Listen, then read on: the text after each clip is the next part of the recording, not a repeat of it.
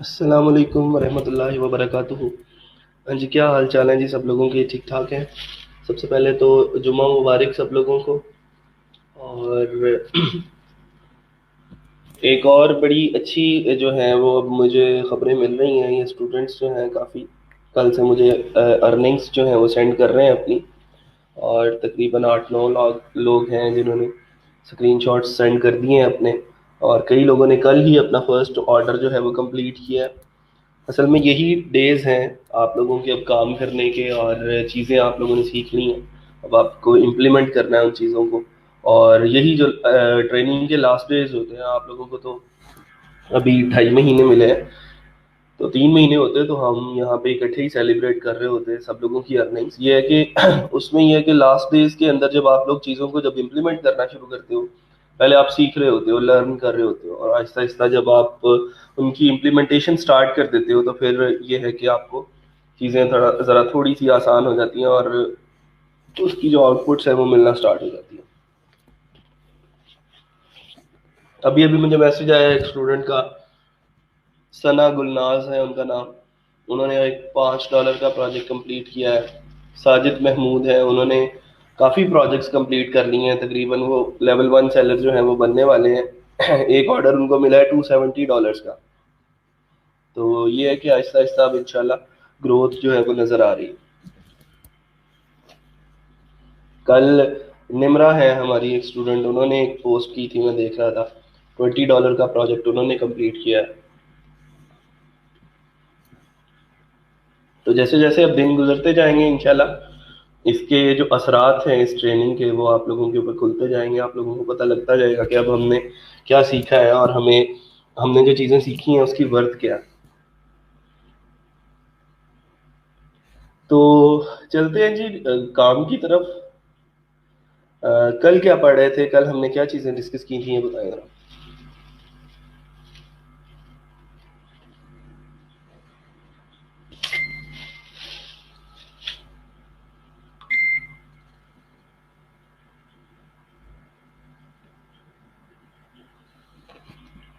एक और स्टूडेंट है सना मुस्तफ़ा, अभी उसके मैसेज आ रहे हैं। रात उनका प्रॉब्लम आ रहा था, एक वेबसाइट इंपोर्ट करनी थी, फाइबर का एक क्लाइंट था। तो उनकी वेबसाइट भी जो है वो इंपोर्ट हो गई है, अब उन्होंने बस डिलीवर करना है उसको।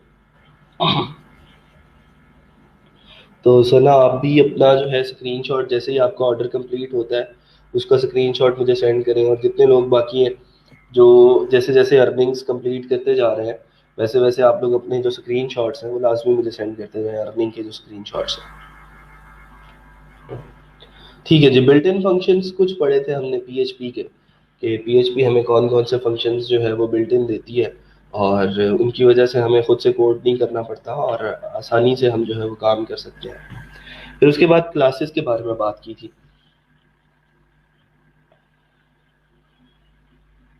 कि क्लासेस क्या होती हैं, और क्लासेस के अंदर हम किस तरह ऑब्जेक्ट्स क्रिएट करते हैं, उन ऑब्जेक्ट्स को हम प्रॉपर्टीज असाइन करते हैं, या फिर हम उनके कोई मेथड्स बनाते हैं। प्रॉपर्टीज को हमने वेरिएबल बोला था, और मेथड्स को फंक्शंस कहा करते थे। मैं एक मिनट ये कॉल ले लूँ।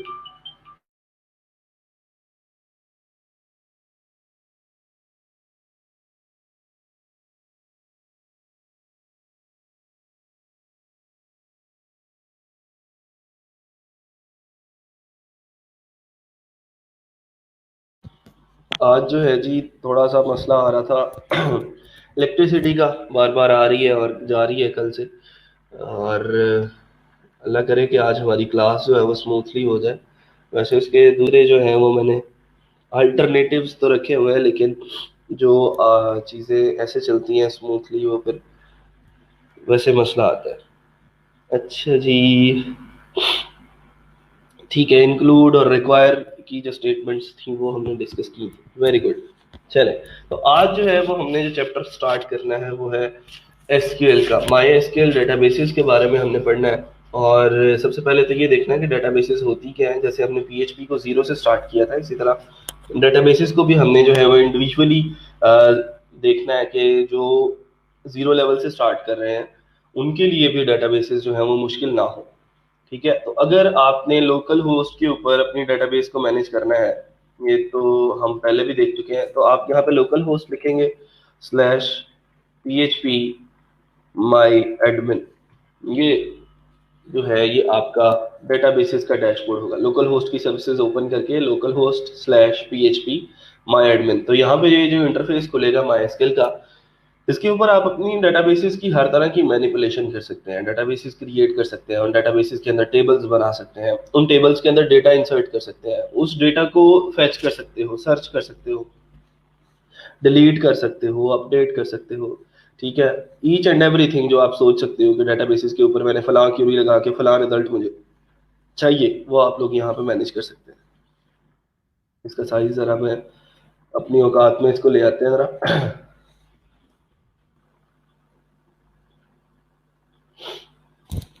ठीक है, तो यहाँ पे हमने जो है वो बैच 10 की एक, आप लोगों को याद होगा स्टार्ट में एक डेटाबेस बनाई भी थी। ठीक है, उसके अंदर क्या किया था देखते हैं। नहीं, ये डेटाबेस बनाई थी हमने वो करने के लिए, अपना वर्डप्रेस इंस्टॉल करने के लिए बनाई थी।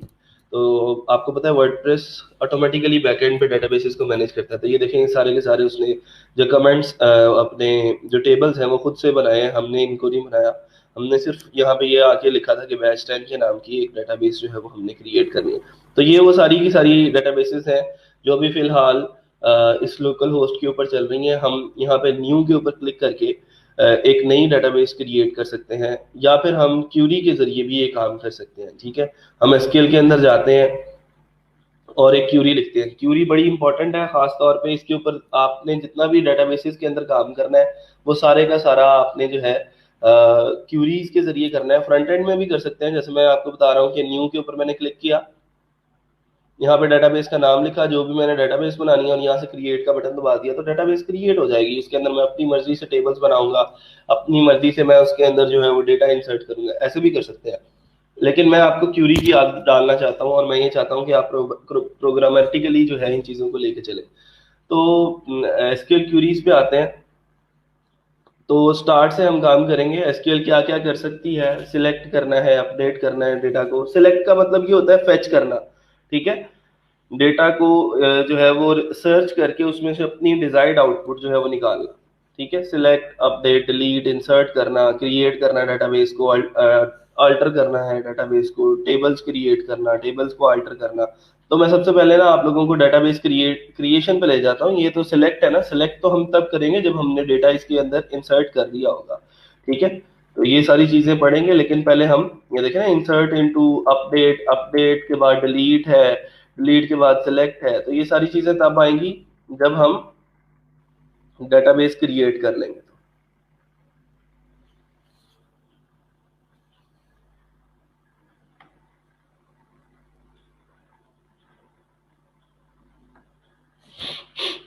हाँ जी, CRUD ऑपरेशन बोलते हैं इसको।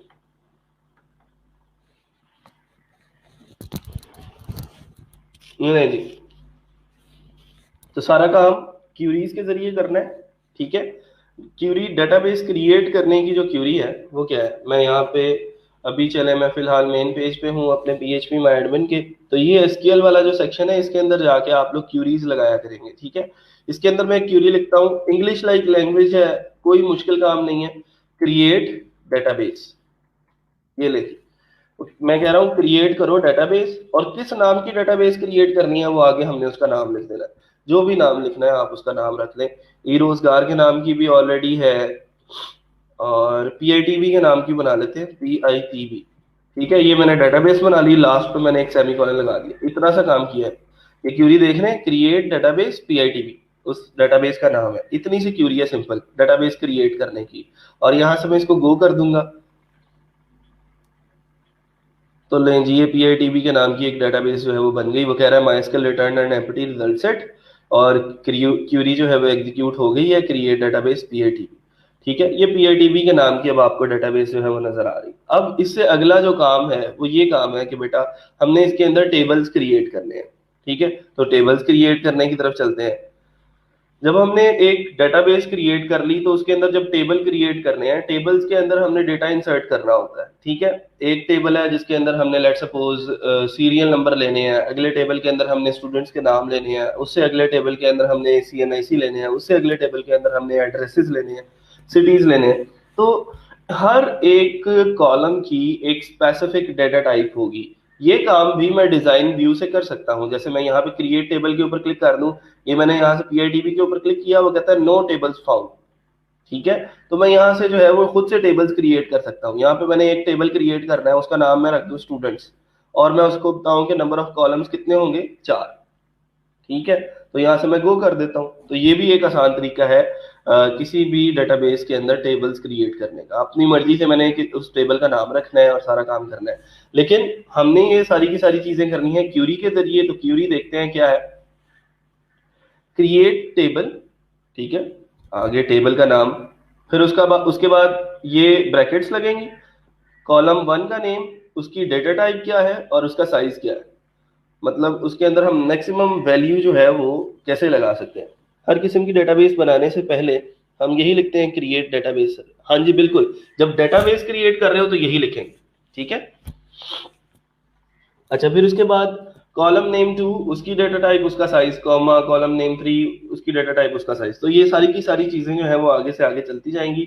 डेटा यहाँ पे देखो उसने एक टेबल क्रिएट किया है, क्रिएट टेबल पर्सन्स, उसका अपनी मर्जी से उसने नाम रख लिया। फिर उसके अंदर ये पहला जो है वो कॉलम क्रिएट किया, उस कॉलम का नाम रखा पर्सन ID और उसको कह दिया इंट, ठीक है। इसके आगे उसका साइज भी लिखा जा सकता है, 11 होता है मैक्सिमम साइज जो इंट टाइप का वेरिएबल होता है, इंट टाइप का जो कॉलम होता है। लास्ट नेम लिखा, वेरिएबल कैरेक्टर बोलते हैं इसको, वारचार। ये एक डाटा टाइप है जिसके अंदर हम नेम स्टोर करवा सकते हैं, एड्रेसेस स्टोर करवा सकते हैं, और मैक्सिमम इसके अंदर 255 कैरेक्टर्स जो है वो आ सकते हैं। ज्यादा भी हो सकते हैं, कम भी हो सकते हैं, आपकी अपनी मर्जी है। फर्स्ट नेम वॉरचार, फिर 255 एड्रेस वॉरचार, 255 सिटी वॉरचार। मतलब ये वॉरचार जो है ये उसकी डेटा टाइप है कि इस कॉलम के अंदर हम किस टाइप का डेटा स्टोर करवाना चाहते हैं। इसके अंदर नंबर्स तो नहीं आने ना, फैसलाबाद तो अल्फाबेटिकली हम लिख सकते हैं। तो पर्सन ID इंट कर देंगे। यहाँ पे मैं आता हूँ, हम यहाँ पे फिर दोबारा से क्यूरी में जाते हैं। ये मैंने PITB की जो है वो डेटाबेस सिलेक्ट की हुई है, और अब मैं SQL के सेक्शन में आ रहा हूँ। क्रिएट, अब क्या क्रिएट करना है, टेबल। उस टेबल का नाम क्या है, मैं लिखता हूँ स्टूडेंट्स, ठीक है, ये उस टेबल का नाम है। फिर उसके बाद ये ब्रैकेट्स लगेंगी जिसके अंदर हमने यहाँ पे कॉलम्स लिखने हैं।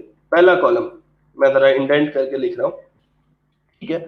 मैं पहला कॉलम लिख रहा हूँ स्टूडेंट ID, STD_ID के। इस कॉलम के अंदर सारे के सारे जो हैं वो जो है वो आया करेंगे, जो स्टूडेंट के IDs हैं वो हम इसके अंदर स्टोर करवाया करेंगे। स्टेटमेंट सब कैपिटल वर्ड्स में लिखनी है सर? नहीं नहीं, जरूरी नहीं है, आप स्मॉल में लिख सकते हैं।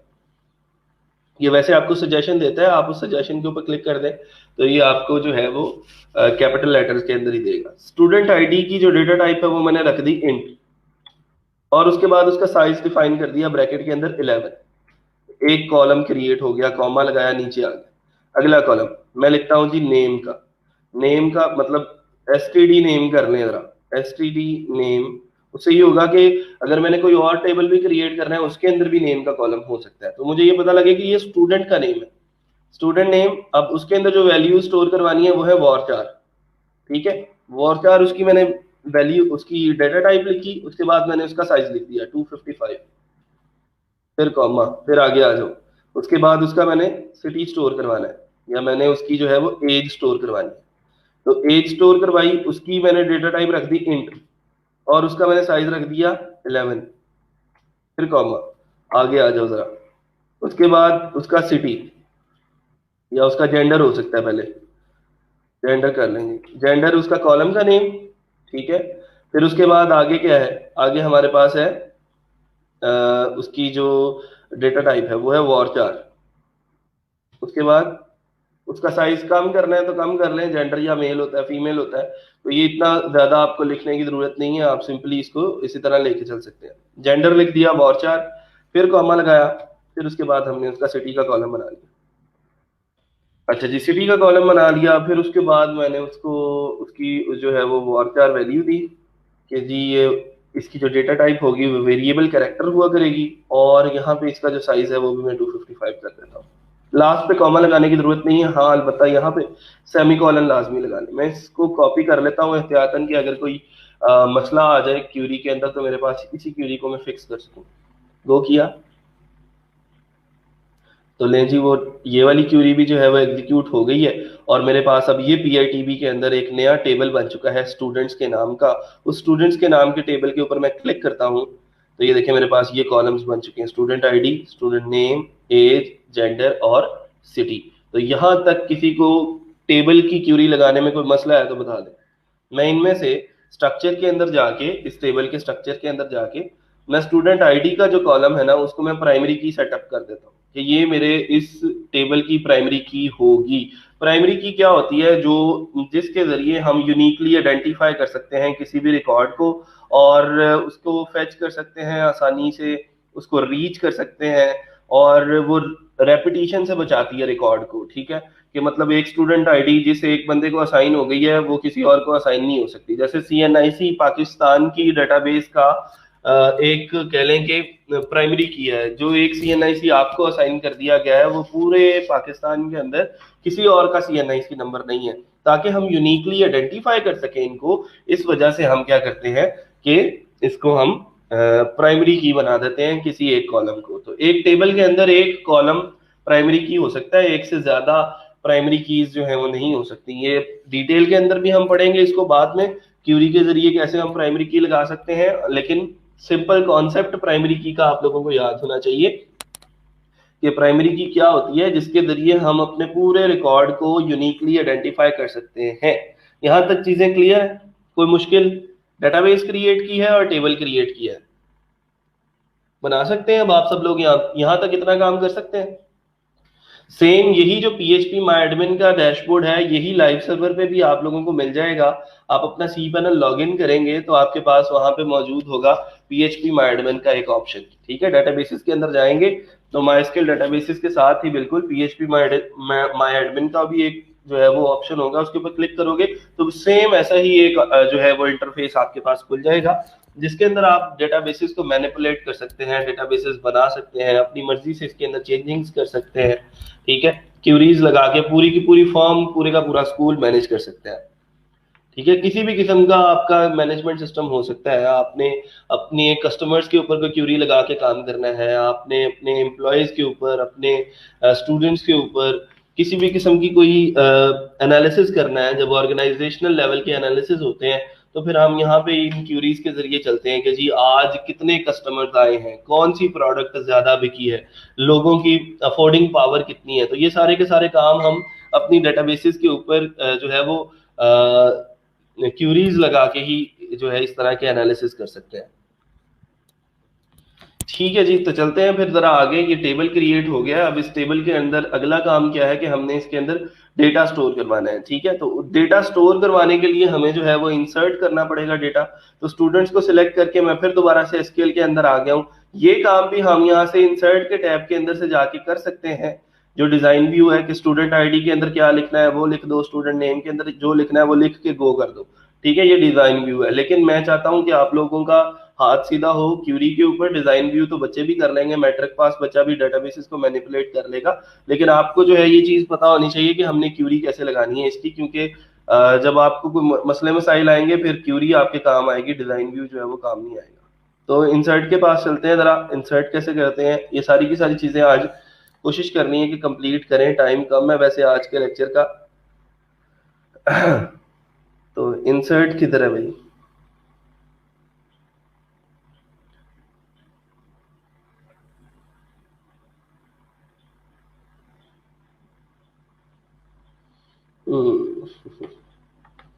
नहीं जी, ये है हमारे पास इंसर्ट इनटू स्टेटमेंट, जिसके जरिए हम अपने टेबल के अंदर जो डेटा है वो स्टोर करवा सकते हैं। तो चलते हैं जरा जी, इसको पढ़ते हैं। वो क्या कह रहा है? कह रहा है दो तरीकों से आप जो है वो टेबल के अंदर डेटा स्टोर करवा सकते हैं। एक तरीका तो यह है कि इंसर्ट इनटू का कीवर्ड है, आगे टेबल का नाम बताएंगे किस टेबल के अंदर आप डेटा इंसर्ट करना चाह रहे हैं, और वैल्यूज का कीवर्ड है कि ये फला फला वैल्यूज है, ये जाके इंसर्ट कर दो। ठीक है, ये वैल्यूज, वैल्यू 1, वैल्यू 2, वैल्यू 3 जाके तुमने इंसर्ट कर देंगे। लेकिन वो कहता है कि जी अगर आपको ना पता हो कि आपका जो एज वाला कॉलम है वो किधर है, जेंडर वाला कॉलम किधर है, ठीक है, आपका जो है वो कितनवें नंबर पे पड़ा हुआ है सिटी वाला कॉलम, अगर आपने सिटी वहां पे 5वें नंबर पे बनवाया था लेकिन आपने सिटी की जो वैल्यू है वो चौथे नंबर पे असाइन कर दी, तो फिर जेंडर जो है वो किसी का शो हो रहा होगा फैसलाबाद, तो किसी का जेंडर फैसलाबाद हो सकता है? नहीं हो सकता। इसका मतलब इस एम्बिग्विटी से बचने के लिए आप क्या करते हो, यहाँ पे मेंशन करते हो कि कॉलम 1 ये है, कॉलम 2 ये है, कॉलम 3 ये, और कॉलम 1 के अंदर वैल्यू 1 स्टोर करवानी, कॉलम 2 के अंदर वैल्यू 2 स्टोर करवानी, वैल्यू कॉलम 3 के अंदर वैल्यू 3 स्टोर करवानी है। तो इसे आपको क्यूरी के अंदर ही पता होगा कि कौन सा कॉलम जो है वो किस नंबर पे है, तो उसको मैं उस हिसाब से जो है वो मैं उसको वैल्यू दूंगा, और वो फिर उसके रिस्पेक्टिव वैल्यू 1, अब देखो कॉलम 1 आपने यहाँ पे बेशक एंड वाला कॉलम ही पहले नंबर पे लिख दिया है ना, तो फिर आप यहाँ पे अगर सिटी लिख रहे हो ना तो फिर वैल्यू में भी आप सिटी की वैल्यू लिखोगे। यहाँ पे अगर आपने स्टूडेंट आईडी लिखा है तो वैल्यू 2 के अंदर भी स्टूडेंट आईडी की वैल्यू लिखोगे। ठीक है, तो इस तरह जो है वो आप इसको लेके चल सकते हो कि इंसर्ट इनटू टेबल का नाम और आगे उसके सारे कॉलम्स के नाम जिन जिन के अंदर आप कोई वैल्यू स्टोर करवाना चाहते हैं। फिर उसके बाद वो वैल्यूज जो आपने उन रिस्पेक्टिव कॉलम्स के अंदर जो है वो स्टोर करवानी है। तो इसको जरा देखते हैं, हम अपने टेबल के अंदर जो है वो वैल्यू स्टोर करवाते हैं और देखते हैं कैसे क्यूरीज लगा सकते हैं। तो पहले याद कर लें कौन कौन से कॉलम थे। हमारे पास एक कॉलम है स्टूडेंट आईडी के नाम का, अगला है स्टूडेंट नेम, उससे अगला है एज, उससे अगला जेंडर है और उससे अगला सिटी है। तो एसक्यूएल के अंदर चलते हैं जरा। यहाँ पे मैं क्यूरी लिखता हूँ कि इंसर्ट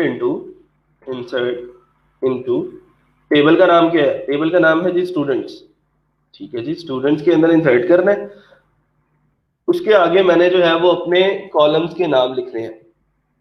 ठीक है, तो कॉलम्स के नाम हम मेंशन करते हैं जी। सबसे पहला कॉलम है std_id, फिर कॉमा, उससे अगला है जी std_name, फिर कॉमा, फिर उसके बाद एज, फिर कॉमा, फिर है जी उसके बाद जेंडर, फिर कॉमा, और फिर उसके बाद है सिटी। लो जी, ये हमारे सारे कॉलम्स के नाम हो गए कि ये फला फला कॉलम्स हैं और इनके अंदर हमने ये वैल्यूज जो है वो हम असाइन करने जा रहे हैं। अच्छा, फिर उसके बाद अब वैल्यूज असाइन करनी है, तो ये वैल्यूज का कीवर्ड है कि पहले हमने कॉलम दे दिए हैं, ये फिलहाल वैल्यूज हैं जो तुमने इसके अंदर स्टोर करवानी है। अब वैल्यूज का ध्यान आपने ये कुछ इस तरह से रखना है कि जो इंट टाइप का जो कॉलम है उसके अंदर आप बगैर कोड्स के भी वैल्यू इंसर्ट कर सकते हो। जैसे स्टूडेंट आईडी है ना, तो मैं इसके अंदर 1 स्टोर करवा देता हूँ। लेकिन जो स्टूडेंट नेम है वो वारचार, तो स्टूडेंट नेम वारचार है इसलिए उसको कोड्स के अंदर लिखना जरूरी है। जैसे मैं यहाँ पे लिखता हूँ जी अयूब अली, ये मैंने उसके नेम के अंदर स्टोर करवा दिया, ये मेरा पहला स्टूडेंट है। फिर उसके बाद मैंने कॉमा लगाया, फिर उसके बाद है एज। एज का जो डेटा टाइप है वो इंट है, तो मैं उसकी एज जो है वो बगैर कोड्स के भी स्टोर करवा सकता हूँ। फिर उसके बाद मैंने कॉमा लगाया, सिंगल कोट्स लगाई। जेंडर के अंदर मैंने, हाँ भाई अयूब कौन सा जेंडर है तेरा, मेल ही है, कंफर्म कर दो जरा। ठीक है, फिर उसके बाद सिटी आ जाता है और सिटी के अंदर हम फैसलाबाद लिख देते हैं। ये है जी, ये चलो यहाँ तक लिख के मैंने इसको कर दिया सेमीकोलन। ये एक पूरी स्टेटमेंट, एक क्यूरी लिखी हुई है एक रिकॉर्ड को इंसर्ट करने की एक टेबल के अंदर। अगर किसी को इसके अंदर कोई कंफ्यूजन है तो आप लोग बता सकते हैं। इसको हम रन करके देखते हैं, आप लोग मुझे बताएंगे ये क्यूरी एग्जीक्यूट होगी या नहीं, इसके अंदर कहीं पे कोई मसला कोई प्रॉब्लम नजर आ रही है तो मुझे बताएं।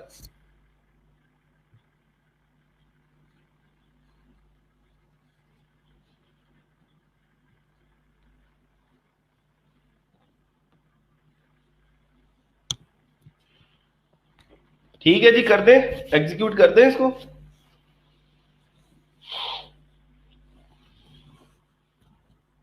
हाँ जी, वाई वी यूज कोड्स, क्योंकि आप लोगों को मैंने जब बात की थी ना पीएचपी के अंदर, हम बात कर रहे थे पीएचपी में, याद है हमने कहा था कि जी जो इंटीजर वैल्यू है उसको हम बगैर कोड्स के लिख सकते हैं, जो स्ट्रिंग टाइप की वैल्यू है उसके लिए कोड्स का होना लाजमी है। ठीक है, तो ये इसके लिए आइडेंटिफिकेशन के लिए कि कहीं स्ट्रिंग टाइप के अंदर अगर कोई न्यूमेरिक वैल्यू, अब जैसे ये स्टूडेंट आईडी है, इस कॉलम को हमने जो डेटा टाइप दिया है वो इंट दिया है। अब इसके अंदर मैं अगर स्टूडेंट आईडी के अंदर सुफियान स्टोर करवाने की कोशिश करूंगा तो नहीं करेगा वो, वो कहेगा भाई साहब ये इसके अंदर तुमने इंट टाइप की डेटा टाइप रखी है, इसके अंदर तुम इंट टाइप का डेटा ही, इंटीजर टाइप का डेटा ही स्टोर करवा सकते हो।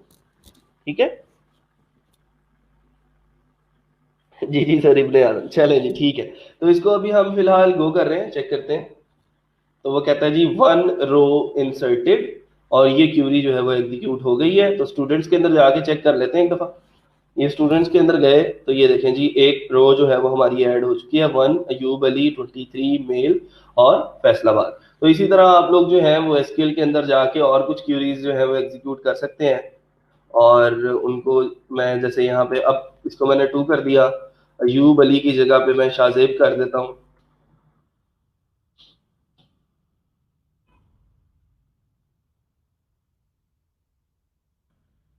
अच्छा जी, ये 24 कर दें, ये मेल है, और ये फैसलाबाद ही करने रहने दें, इसको मैं गो कर दूँ। ठीक है।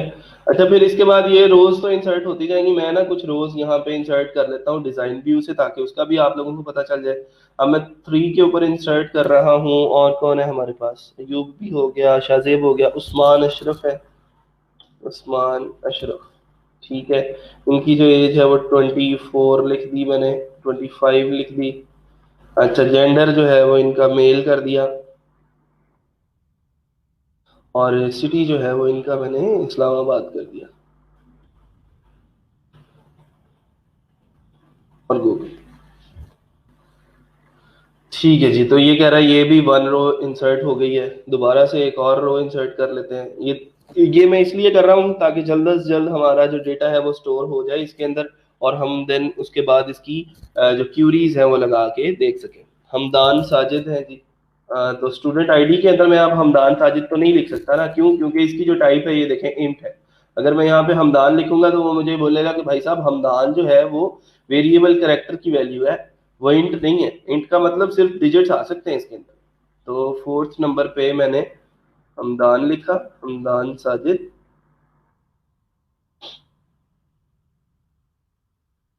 उसकी एज जो है वो 24 कर दी, जेंडर जो है वो इसका मेल कर दिया। फिर उसके बाद जो इसका सिटी है वो मैंने लाहौर कर दिया, और इसको गो किया।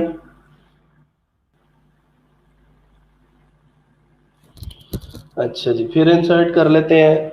और अब हमारे पास और कौन है, फ़हीम है, फ़हीम अहमद। कोई फीमेल है तो मैं फीमेल जो है वो ऐड करना चाह रहा हूँ, कि ताकि हम जेंडर के ऊपर भी देन कोई कीड़ी लगा सकें। जैसे निमरा है, अगर निमरा शफीक।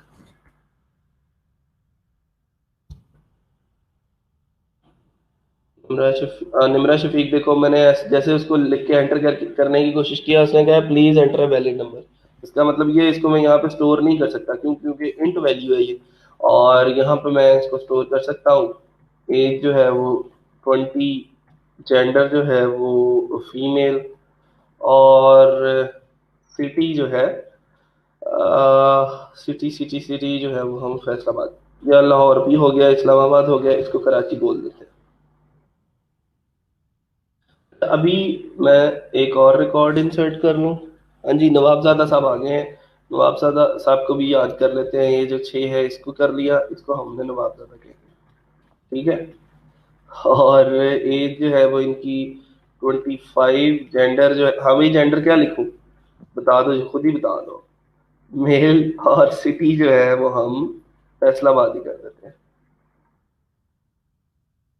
लो जी, इसको मैंने गो कर दिया। तो मेरे पास अब देखते हैं कितने रिकॉर्ड्स इंसर्ट हो गए हैं। स्टूडेंट्स के अंदर जाते हैं, तो ये ले जी, ये डेटाबेस मेरे पास अब बनती जा रही है, और मेरे पास इनकी जो वैल्यूज हैं वो आती जा रही है। अब इंसर्ट की क्यूरी लगाना भी आ गई है आप लोगों को, और इंसर्ट को हमने कम्प्लेक्स है जी। तो इंसर्ट को जो है वो हमने ऐसे भी देख लिया कि डिजाइन व्यू के जरिए कैसे लेके चल सकते हैं, डिजाइन व्यू के जरिए हमने चीजें कैसे इंसर्ट करनी है, और इसके अलावा हमने डेटा इंसर्ट कैसे करना है। यहाँ तक कोई कंफ्यूजन है, कोई मसला है, कोई मसाइल हैं तो बता दें, फिर उसके बाद आगे चलते हैं। मैं चाह रहा हूँ क्रेड ऑपरेशन आज कंप्लीट हो जाए, तो एक जो आखिरी लेक्चर हमारा बचता है मंडे को, उस दिन फिर हम रिलेशनल डेटाबेसेस के ऊपर बात करते हैं। ठीक है जी, यहाँ तक कंप्लीट।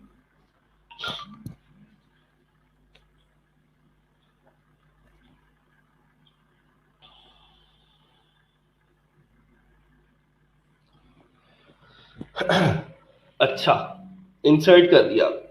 अब हमने जो अगला काम करना है इंसर्ट करने के बाद, वो ये हो सकता है कि हमने अपडेट करना है। मतलब लेट सपोज मेरे पास एक स्टूडेंट था, अयूब अली। वो पहले फैसलाबाद से मेरे पास पढ़ने के लिए आते थे, लेकिन अब उन्होंने अपनी जो रिहाइश है वो चेंज कर ली। तो अब वो, उनकी जो सिटी है वो फैसलाबाद नहीं है बल्कि वो लाहौर है। तो अब मुझे उसकी सिटी वाला कॉलम जो है वो चेंज करना है। इसका मतलब अब मुझे अपडेशन करनी है। ठीक है, अब मुझे डेटा को अपडेट करना है, मुझे किसी एक फला रिकॉर्ड के ऊपर जाके कोई ना कोई चेंजेस जो है वो करनी है। ये दो स्टेटमेंट्स जो है, हमने सारी की सारी ये जो दो स्टेटमेंट्स हैं ये कैसे करनी है। बड़ी इंपॉर्टेंट चीज इसके अंदर जो होती है वो होती है सिलेक्शन, कि हमने सिलेक्ट कैसे करना है डेटा को। अपडेट करने से पहले सिलेक्ट करना बहुत जरूरी है, फेच करना बहुत जरूरी है। तो अपडेट करने से पहले हम सिलेक्ट स्टेटमेंट ही पढ़ लेते हैं, ठीक है, और उसको देख लेते हैं कि कैसे हम अपना डिजायर्ड रिकॉर्ड जो है वो हम इसके अंदर से निकाल सकते हैं। सर ये सब काम कहाँ शो होगा? ये काम शो होगा जी local host slash PHP my admin. इसके अंदर आप जाएंगे तो आपके पास ये डेटा, ये सारा का सारा इंटरफेस जो है वो खुल जाएगा। ठीक है, local host slash PHP my admin, local host की सर्विसेज स्टार्ट करेंगे तो लाइव सर्वर के ऊपर करना है, तो लाइव सर्वर में भी आपके सी पैनल के अंदर PHP माई एडमिन के अंदर ये ऑप्शन जो है वो मौजूद होता है।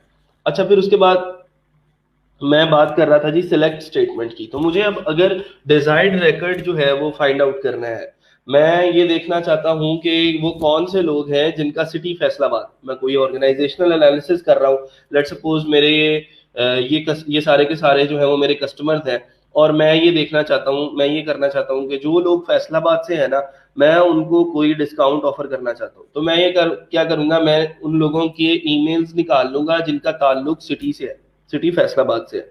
ठीक है, तो उन उन उन लोगों के ईमेल्स मेरे पास आ जाएंगे। यहाँ पे सारी बात है, एक ईमेल का भी कॉलम हो सकता है जब हम बड़ी एक डेटाबेसेस बनाते हैं। सर दिखा दें एक बार कैसा नजर आता है? अच्छा, लाइव सर्वर की बात कर रहे हो? लो जी, लाइव सर्वर पे चले जाते हैं ये लोग, ये सी पैनल के अंदर चले गए।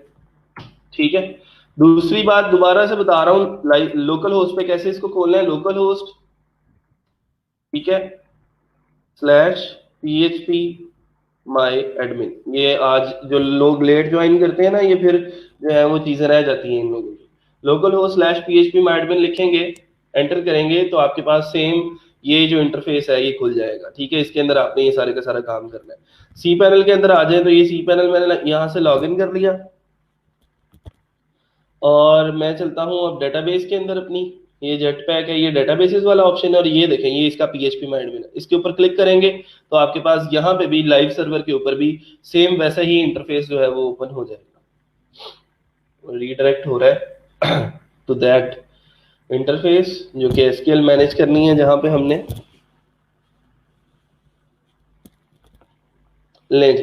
ठीक है, तो ये लाइव सर्वर है हमारा, इसके ऊपर भी आप सेम इसी तरह क्यूरीज लगा के डेटाबेसेस को जो है वो मैनेज कर सकते हैं। आप अपने लिए कर रहे हैं, चाहे आप अपने क्लाइंट के लिए कर रहे हैं, ये अब आपकी अपनी मर्जी है। ठीक है, इसको मैं बंद कर रहा हूँ। अब वापस आते हैं अपने काम की तरफ। तो मैं ये चाहता हूं, देखो कितनी आसान लैंग्वेज है कि आप लोग इंग्लिश के अंदर सारे का सारा काम कर रहे हो और आप क्यूरी लगा रहे हो असल में। तो मैं SQL के अंदर जाके मैं ये चाह रहा हूं कि वो लोग आ जाएं जिनका ताल्लुक फैसलाबाद से है। ठीक है, तो SQL के अंदर आ गए हम। तो अब मैंने क्या करना है, सिलेक्ट करना है उन लोगों को जिनका ताल्लुक फैसलाबाद से। तो सबसे पहले सिलेक्ट की क्यूरी लगेगी एक, सिलेक्ट। सिलेक्ट के बाद एक स्टैरिक का साइन है। स्टैरिक का मतलब ये है, सर जी, जी सर आउटपुट कहा था, किस आउटपुट की बात कर रहे हो? ये जो सारा काम कर रहा हूँ वो तुम्हारे सामने ही नजर आता है। मैं आउटपुट को छुपा नहीं लेता कि जी ये जो है वो शेख मोहम्मद जुल्करनैन साहब है और हिरा महफूज है, इनको नहीं दिखानी आउटपुट, बाकी सबके लिए ठीक है। ठीक है, जो जो कर रहा हूँ तुम्हारी आंखों के सामने कर रहा हूँ, तो देखते जाओ। फिलहाल जहां पे समझ नहीं आए वो पूछो। सिलेक्ट स्टैरिक, स्टैरिक का मतलब सब कुछ सिलेक्ट कर लो फ्रॉम टेबल। टेबल का नाम क्या है? स्टूडेंट्स। ठीक है, अच्छा यहां तक मैंने इसको किया, सेमीकोलन अभी इतना ही लगाया, तो ये देखें गो किया तो ये मेरे पास आउटपुट आ गई कि जी ये सारे का सारा जो टेबल है वो आ गया जिसमें सारे रिकॉर्ड्स हैं, क्योंकि हमने लिखा था सिलेक्ट स्टैटिक। ठीक है, सिलेक्ट स्टैटिक फ्रॉम स्टूडेंट्स के अंदर सारे के सारे records with all the columns हमारे पास मौजूद है। लेकिन अब मैं इनमें से कोई डिजायर्ड आउटपुट जो है वो देखना चाहता हूं, तो मैं एसक्यूएल के अंदर जाता हूं दोबारा से और मैं लिखता हूं select static from students where city is equal to, यहाँ पे वो सिटी लिख देंगे फैसलाबाद, FAISALABAD। इसके स्पेलिंग जरा ठीक रख रहे हैं। अब ये जो हमने वेयर का क्लॉज लगाया है, ये वेयर क्लॉज किस लिए लगता है? हमारी आउटपुट को नैरो डाउन करने के लिए, हमारी कंडीशन लगाने के लिए।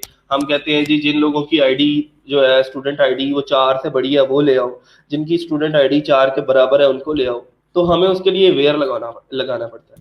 सिलेक्ट स्टैटिक फ्रॉम स्टूडेंट्स, सारा कुछ सिलेक्ट करके ले आओ स्टूडेंट्स में से, उनका जो सारी इंफॉर्मेशन है वो लेके आनी। सारी इंफॉर्मेशन का मतलब ये है कि तुमने उनका स्टूडेंट आईडी भी लेके आना है, नेम भी लेके आना है, एज भी, जेंडर भी, CNIC भी, सिटी भी, लेकिन सिर्फ उन लोगों का जिनकी जो सिटी है वो फैसलाबाद है। तो अब देखें जरा, मैं इसको गो करूंगा, तो गो करने के बाद देखिए मेरे पास जो अब रिकॉर्ड आए हैं वो सिर्फ 3 रिकॉर्ड्स हैं, और सिर्फ वो 3 रिकॉर्ड्स कौन कौन से हैं? जिनका जो सिटी है वो फैसलाबाद है। ठीक है, बाकी सब लोग जो है वो मेरे आउटपुट के अंदर शो नहीं हो रहे। यहाँ तक किसी को कोई मसला, कोई प्रॉब्लम? वेयर क्लॉज लगानी आ गई। Select static means fetch all. जी हाँ बिल्कुल, फेच ऑल बिल्कुल ऐसे ही है कि आप सारे के सारे रिकॉर्ड को फेच करना चाहते हैं, उनका स्टूडेंट नेम भी रखना चाहते हैं। अब देखिए ना, अगर मैं स्टैटिक नहीं लिखता, आ जाए जरा इस तरफ भी आ जाते हैं कि यही क्वेरी लगाना चाहता हूं मैं, सिलेक्ट स्टैटिक की बजाय मैं कहता हूं अब मुझे स्पेसिफिकली नेम बताने पड़ेंगे। जैसे मैं कहता हूं select name column age column comma और सिटी। ठीक है, तो मैं उसको कह रहा हूं कि ये 3 कॉलम ही लेके आने तुमने बस। स्टैटिक का मतलब ये था कि सारे कॉलम्स लेके आओ, लेकिन अब स्टैटिक नहीं लिखते तो हमें फिर कॉलम्स के नाम लिखने पड़ेंगे स्पेसिफिकली।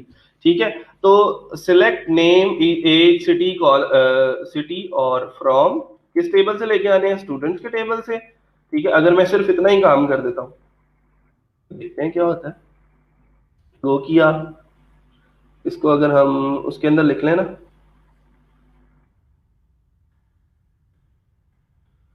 वैसे अगर चलो इसको हम वेयर क्लॉज भी लगते हाथ लगा लेते हैं। Where student where city is equal to Faisalabad, FAISALABAD। ये स्पेलिंग्स का ध्यान रखना जो है वो बड़ा जरूरी है।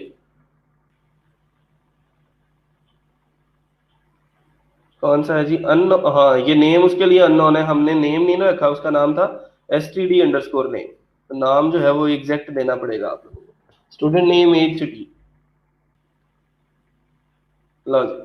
तो स्टूडेंट नेम एज और सिटी वाला ही डेटा मेरे पास आ रहा है। अब इसके अलावा कोई और डेटा जो है वो मेरे पास नहीं आ रहा। तो स्टैटिक लिखा होता तो सारे के सारे कॉलम्स आ जाने थे, फिर मुझे मेंशन नहीं करना पड़ना था कि फला फला नेम लेके आओ। ठीक है, तो STD नेम एज और सिटी लेके आओ उन लोगों का जिनका सिटी जो है वो फैसलाबाद है।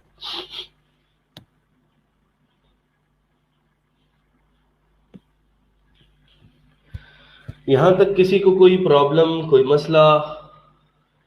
क्लियर है जी? स्टैटिक की समझ आ गई है, सिलेक्ट करने की समझ आ गई है। एक दो और क्यूरीज लगा लेते हैं सिलेक्ट की। जैसे मैं कहता हूं जी select static from students where gender is equal to female. तो मुझे सारी फीमेल्स चाहिए, तो जिस जिसका जेंडर फीमेल है वो आ जाएगा मेरे पास यहाँ पे रिकॉर्ड के अंदर। और ये देखें सिर्फ एक ही है जी, निमरा शफीक, और उसका सिटी जो है वो कराची है, एज जो है वो 20 है, और स्टूडेंट आईडी जो है वो 5 है। अपने अपने हर एक का कोई भी मतलब उसको जरूरत हो सकती है, उसने कोई भी रिकॉर्ड जो है वो निकालना है। सिलेक्ट स्टैटिक फ्रॉम स्टूडेंट्स, ये तो आना ही आना। वेयर, और कौन कौन से कॉलम है? वेयर एज ग्रेटर देन, मैं कहता हूं जी जिन जिनकी एज ग्रेटर देन है 23 उनको ले आओ। एज ग्रेटर देन 23, तो गो किया, तो अब ये देखें 24, 25, 24, 25 ये लोग आ रहे हैं, बाकी जो है उसने निकाल दिए। जो जिसकी स्टूडेंट आईडी 1 थी वो भी नहीं आ रहा, जिसकी स्टूडेंट आईडी 5 थी वो भी नहीं आ रहा, क्योंकि उनकी एज जो है वो छोटी है। ठीक है जी, यहां तक किसी को कोई प्रॉब्लम, कोई मसला मसाइल है तो आप लोग बता सकते हैं।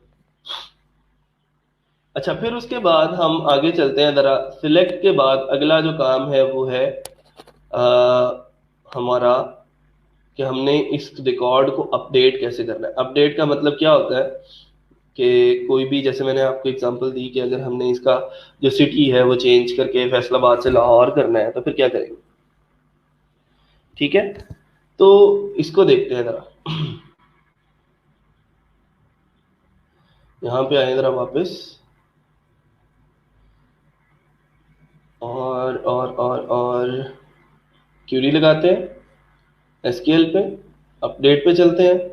अपडेट कस्टमर्स, ठीक है जी, इस टेबल को हमने अपडेट करना है और सेट करना है। क्या सेट करना है, अब जो भी नई चीज, नई वैल्यू हमने सेट करनी है वो हमने इस तरह से सेट कर देनी है। सेट कर दो contact name is equal to this and city is equal to this where this condition meets. ठीक है। अच्छा, मैं आप लोगों को अगर मैं इसकी एग्जांपल लाइव एक करके दिखा देता हूँ। मैं यहाँ पे लिखता हूँ कि अपडेट फ्रॉम स्टूडेंट्स, ऐसे ही है, ये देखिए जरा। अपडेट कस्टमर्स स्टूडेंट्स कर दो, फ्रॉम ना भी लिखो यहाँ पे, अपडेट के बाद इसकी जरूरत नहीं है, अपडेट स्टूडेंट्स। ठीक है, और सेट कर दो city is equal to Faisalabad, FAISALABAD where. ठीक है, अब यहां पे अगर मैं वेयर नहीं लगाता, यहीं पे सेमीकोलन लगा देता हूं, तो ये क्या होगा, अपडेट कर देगा स्टूडेंट्स को और सेट कर देगा city is equal to Faisalabad. अब हुआ ये कि सारे के सारे जो सिटी वाला कॉलम था उसके अंदर क्या हो जाएगा, फैसलाबाद, जितने भी स्टूडेंट्स थे उन सब की सिटी जो है वो फैसलाबाद हो जाएगी। इसका मतलब ये है कि अपडेट की क्यूरी लिखते हुए हमें जो है वो स्पेसिफिकली बताना जो है वो बहुत जरूरी है कि फला स्टूडेंट की जो है वो हमने सिटी अपडेट करनी है, बाकी सबकी सिटी जो है वो अपडेट नहीं करनी। ठीक है। अच्छा, मैं यहाँ पे करता हूँ जी update set, update student set city is equal to Faisalabad where. अब यहाँ पे वो मैंने एक स्पेसिफिक कंडीशन देनी है जो सिर्फ उसी की है, और वो उसी की कौन है, वो प्राइमरी की है। प्राइमरी की क्या है, स्टूडेंट आईडी। मैं कहता हूँ where student ID is equal to 1। नहीं, यहाँ तक बात कंप्लीट है, इस क्यूरी की समझ आ गई कि अपडेट करो स्टूडेंट्स को और उसका जो सिटी वाला कॉलम है उसके अंदर फैसलाबाद लिख दो, where student ID is equal to 1। जहां पे स्टूडेंट आईडी 1 मिले तुम्हें, उसके सिटी वाले कॉलम को फैसलाबाद करना है, सबको नहीं करना।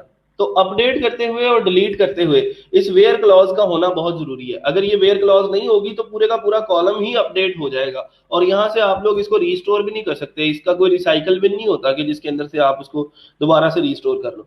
तो मैं इसको अभी फिलहाल, ये तो ऑलरेडी वैसे फैसलाबाद ही थी, लेकिन चलें इसको हम दोबारा से लाहौर कर लेते हैं।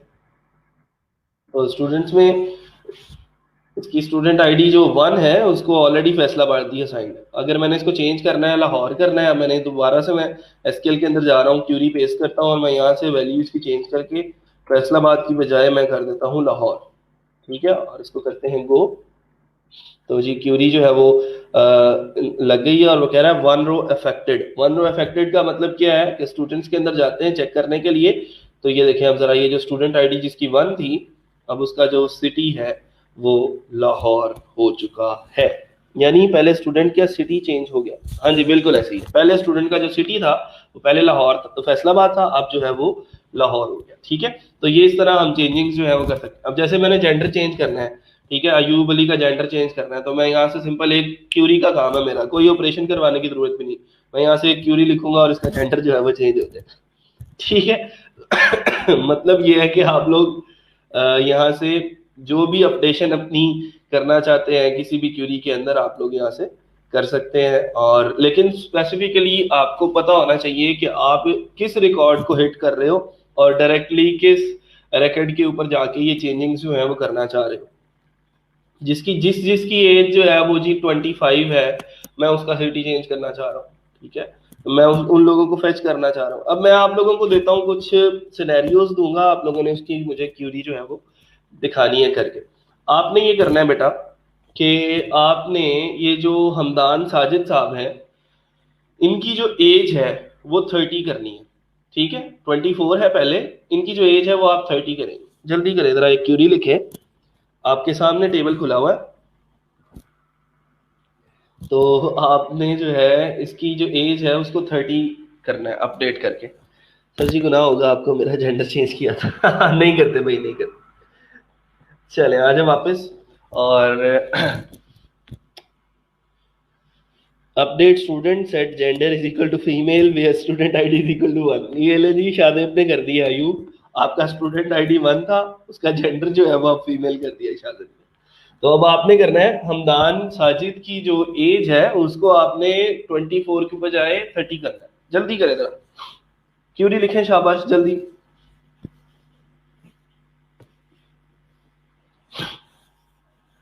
वालेकुम अस्सलाम। ये सना है और ये सना रोज़ाना लेट आती हैं, वेलकम करें इनका तालियों के साथ।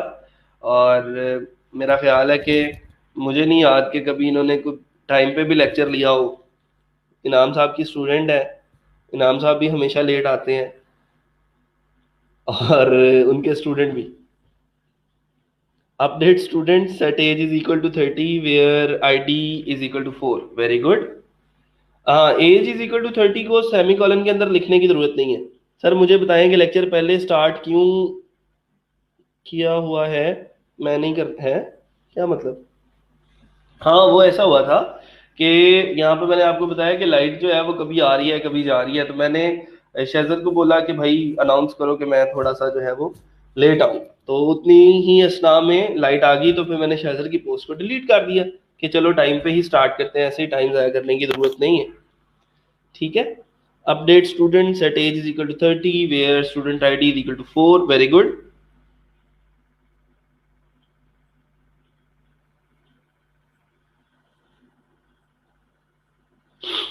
ठीक है, यहां तक कंप्लीट हो गया। अभी लेक्चर कंप्लीट नहीं हुआ भाई, अभी हमने डिलीट करना है, अभी और बहुत सारी चीजें बाकी हैं। आज का लेक्चर थोड़ा सा लेंथी हो जाएगा, वैसे 1 घंटे का होता है, लेकिन आज हम कोशिश करेंगे कि 1.5 घंटे का ही लेक्चर हो।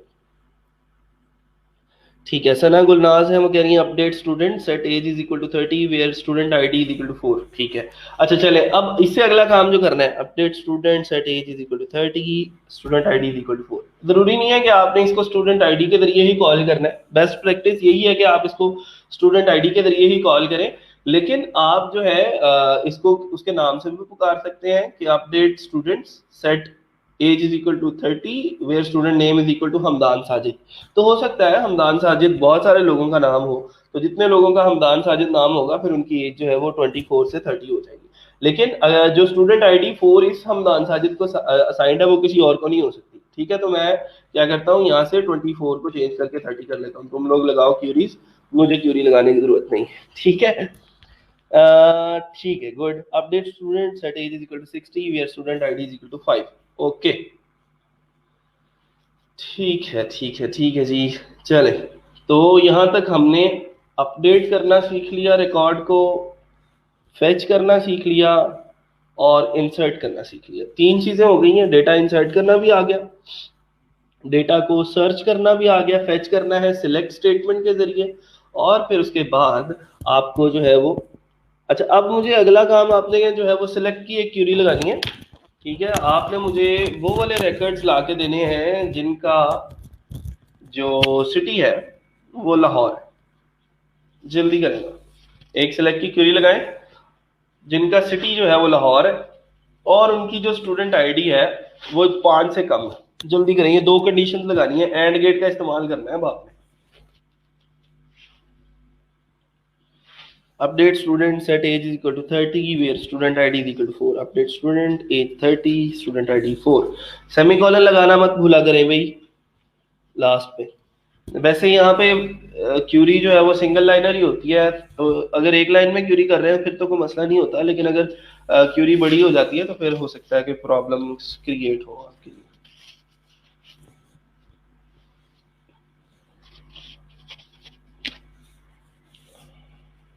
तो अभी आपने क्या करना है, ऐसे लोगों को लेके आना है जिनका सिटी जो है वो लाहौर है और उनका स्टूडेंट आईडी जो है वो 5 से छोटा है।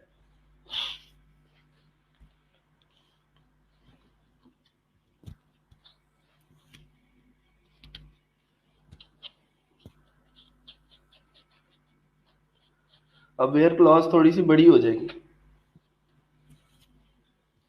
Select static from students where city is equal to Lahore and student ID is less than 4। ठीक है, गुड, अच्छा है। लेस देन 4 नहीं, लेस देन 5, चलो सही है, एक ही बात है।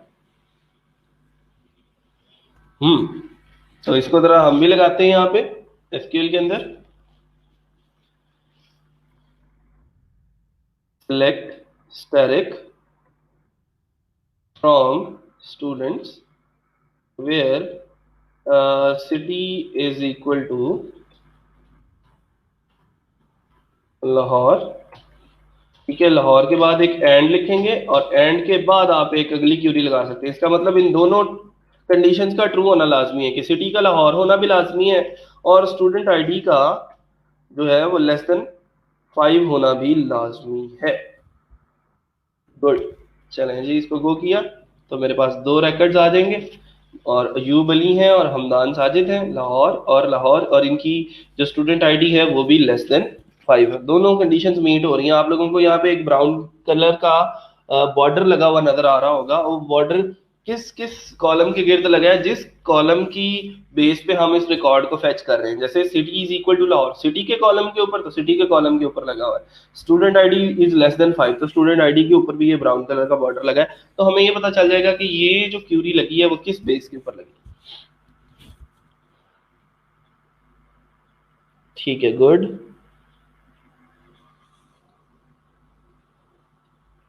सिलेक्ट स्टैरिक फ्रॉम लाहौर नहीं करना, अकरम आरफीन है। सिलेक्ट स्टैरिक फ्रॉम स्टूडेंट्स करना है। ठीक है, टेबल का नाम लिखेंगे यहाँ पे, where city is equal to Lahore. Lahore के गिर्द कोट्स आनी है, सिंगल कोट्स। चलें जी, अच्छा है, गुड। हिरा ने लिखा है where student ID is less than 5। तो बेटा ये लेस देन यहाँ पे काम नहीं करेगा, लेस देन का साइन होता है एक, वो लिखना है। ठीक है, आपने अल्फाबेटिकली लेस देन लिख दिया। तो इतना भी ज्यादा अंग्रेजी को प्रेफर नहीं करना, जहां पे मैथ लगता है वहां पे लगाओ।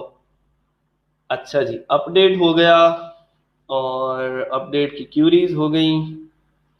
एट वन टाइम आप 2 चीजें भी चेंज कर सकते हैं। ठीक है, फिर उसके बाद डिलीट रह गया अब हमारा। डिलीट के लिए भी जो है वो बहुत ज़रूरी है कि आप लोग चेंज करें चीज़ों को। वेयर क्लॉज का होना बहुत ज़रूरी है उसके अंदर भी। लाइक ऑपरेटर्स पढ़ने हैं अभी हमने।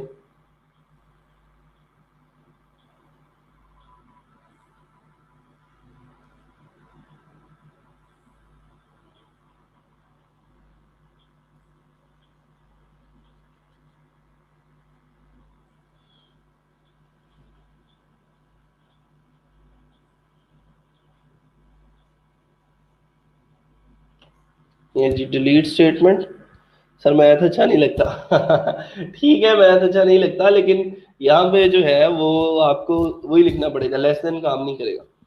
अच्छा, अब इसकी बात करते हैं। सेम मैंने जैसे बोला था कि अपडेट जब आप करते हो तो उसमें अगर वेयर क्लॉज नहीं लगाते तो वो इफेक्ट, वो अपडेशन जो है वो फिर पूरे के पूरे सारे के सारे कॉलम के ऊपर हो जाती है। ठीक है, तो उससे बचने के लिए आप ये करते हो कि आप वेयर क्लॉज का इस्तेमाल करते हो। इसी तरह आपने डिलीट करते हुए भी जो है वो वेयर क्लॉज का इस्तेमाल जो है वो जरूर करना है। जैसे अयूब ने अपने आप को डिलीट कर दिया जी, delete from students where student ID is equal to 1। तो देखें जी, स्टूडेंट आईडी जहां पे उसको 1 मिलेगा उसको वो डिलीट कर देगा। तो आप लोग इस तरह से मैनेज कर सकते हैं इसको। तो इसके लिए भी वेयर क्लॉज का होना बहुत जरूरी है। दोबारा से एक क्यूरी लगा के देख लेते हैं हम।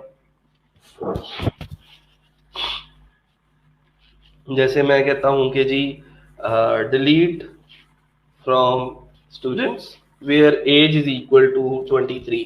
तो जिसकी एज 23 होगी वो सारे डिलीट। ठीक है, delete from student where gender is equal to female, जिसकी जो जेंडर है वो फीमेल होगा वो डिलीट हो जाएगा। Delete from student where student ID is equal to this. ठीक है, तो आप लोग इस तरह से जो है वो चीजें करें।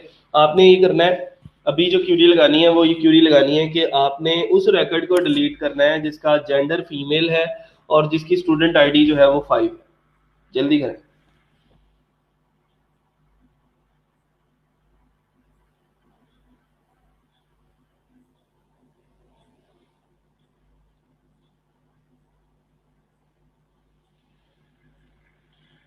सर फायदा क्या है ऐसे काम करने से? क्या होगा? GUI पर सी पैनल से आएगा? ये क्या लिखा है मुझे बताओ, फिर मैं आपको बताता हूँ इसका क्या फायदा है। ये पहले अपना क्वेश्चन क्लियर करो शेख साहब। शेख मोहम्मद जुल्कर ने क्या कहना चाह रहे हैं आप?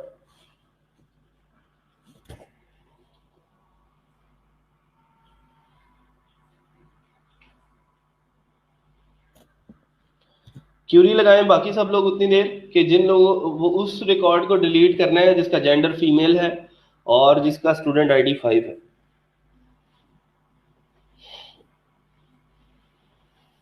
Good, very good. Delete from students where gender is equal to female and student ID is equal to 5। नवाबजादा साहब ठीक है, उन्होंने भी क्यूरी लिख दी है। और good, delete from students where gender is equal to female and student ID is equal to 5। Graphic user interface, हाँ जी। अच्छा, GUI पर सी पैनल से आएगा। नहीं, ये मैं आपको बता रहा हूँ, हर दफ़ा आपको ये चीज़ें नहीं मिलेंगी। कभी कभार ऐसा होता है कि आपको क्यूरी का इस्तेमाल इतना ज़रूरी होता है जब आपने डेटाबेस कनेक्शंस की बात करनी है, जब आपने अपनी टेबल्स क्रिएट करने की बात करनी है, तो हर चीज़ आपको यहाँ पे ऐसे नहीं मिलेगी। ठीक है, हर दफ़ा ये जो है वो ग्राफिकल यूजर इंटरफेस आपको नहीं मिलेगा। क्यूरी के ऊपर हाथ सेट करना पड़ेगा आपको, ये बहुत ज़रूरी है। देखें, स्किल स्किल होती है और स्किल कभी भी आपके काम आ सकती है। और वर्डप्रेस के अंदर बिल्कुल बहुत जरूरी है। देखो, मैं यहाँ से आपको कोई वर्डप्रेस का टेबल खोल के दिखा देता हूँ ना। ये वर्डप्रेस का एक टेबल है, सॉरी डेटाबेस है। तो ये देखो, इसके अंदर भी ये कितने टेबल्स क्रिएटेड है। यहाँ से मैं WP ऑप्शंस के अंदर जाता हूँ। ये WP ऑप्शंस का टेबल है, इसके अंदर ये जी ये लिंक्स है मेरे, कि ये मेरा साइट का URL ये है। तो अगर आप जब साइट की माइग्रेशन कर रहे होते हो ना, तो अगर मैनुअली माइग्रेट कर रहे हो साइट को, तो यहाँ से आपको साइट का URL खुद से जाके चेंज करना पड़ेगा। ठीक है, फिर उसके बाद ये सारी की सारी अपडेशन यहाँ पे मिलेंगी आपको। इसका लॉगिन क्या है, इसका पासवर्ड क्या है। तो हो सकता है यहाँ पे आप लोगों को ये चीज़ें ज़रूरत पड़े। तो वो ये मैंने तो सारी चीज़ें, मेरा तो काम ये है कि आप लोगों को सिखा देना। अब आपका अगला काम आपका है कि आप इसको सीखना चाहते हैं या नहीं सीखना चाहते। अगर सारी उम्र ग्राफिकल यूजर इंटरफेस को ही यूज करना चाहते हैं, ठीक है, good, very good, go for it. ठीक है, लेकिन ये इसकी ज़रूरत पड़ेगी और बहुत ज़रूरत पड़ेगी। अच्छा जी, delete static from student, delete static. अच्छा, चलो ठीक है, सही है। आपकी अपनी डेटाबेस है, जैसे मर्जी कर लो उसको। डिलीट के बाद स्टैटिक लगाने की जरूरत नहीं है। ठीक है,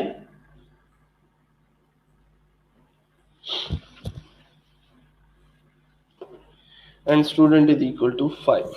गुड, चलें जी, गुड हो गया। अब आगे चलते हैं जरा और देख लें चीज़ें जो हैं। एक सर्च की क्यूरी है, उसको अगर आप लोग देखें तो मैं साथ ही लगते हाथ करवा देता हूँ। सर एक दफ़ा क्विकली अपडेट क्यूरी की भी प्रैक्टिस करवा दें, कर लें जी, मोस्ट वेलकम। यहाँ पे आते हैं हम। लेट सपोज मैं अयूब अली का नाम चेंज करके कुछ और रखना चाहता हूँ, तो मैं यहाँ पे आऊँगा SQL के अंदर। ठीक है, मैं लिखूंगा अपडेट। उसके बाद सेट करना है, क्या सेट करना है? Student name. तो मैंने जो भी सेट करना है वो रख देना है। पहले जो भी है मुझे उससे कोई सरोकार नहीं है। Equal to student name is equal to, let suppose हमारे पास क्या है जी, हिरा महफूज है।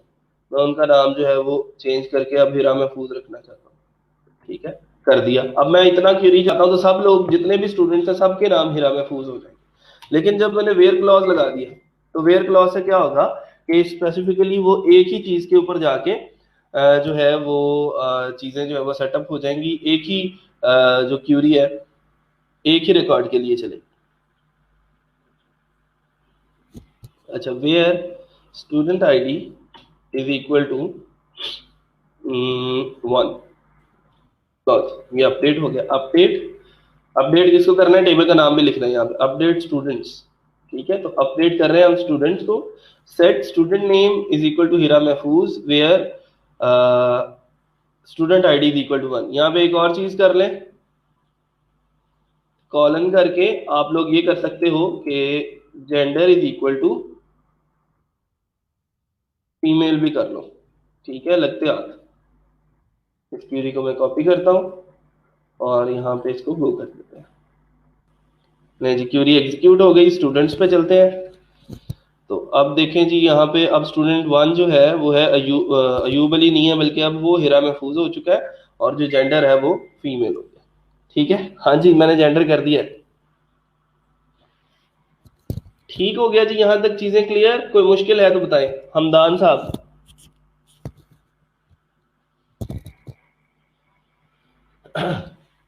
तो ये हमारा अपडेशन जो है वो एट वन टाइम हम दो कॉलम्स के अंदर भी चेंजिंग कर सकते हैं।